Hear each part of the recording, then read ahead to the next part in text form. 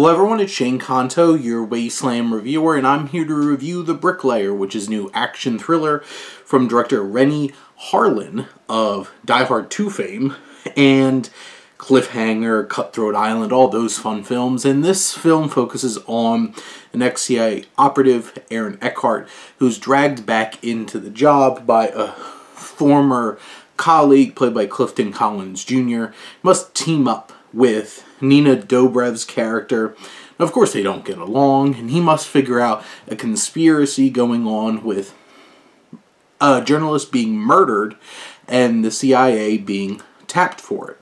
And this action thriller, the things that work, Aaron Eckhart's gruff, tough, charismatic lead, so that works. I think Clifton Collins Jr., a very talented actor, gives a fine performance as the antagonist who has some extra baggage there, has a connection with Eckhart, and I think that dynamic is interesting.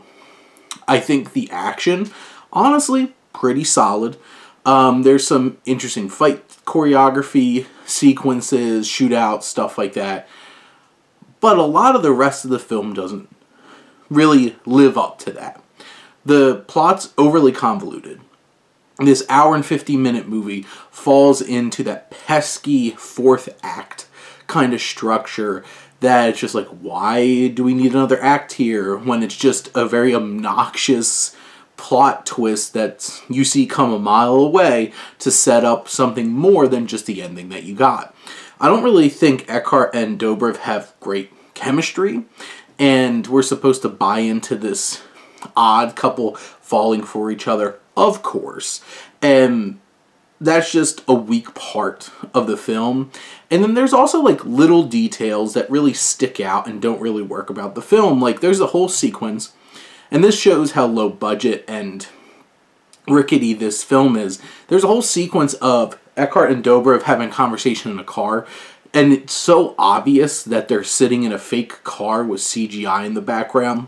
And just the little details of how Dobrev is acting driving a car like this.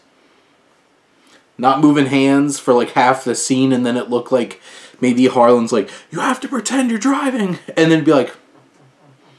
And those things are so glaringly bad and obvious.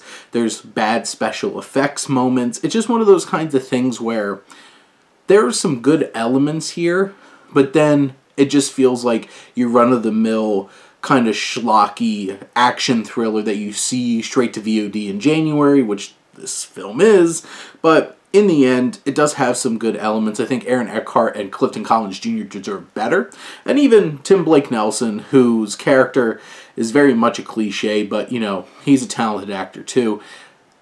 Wish you would see them in some better stuff nowadays.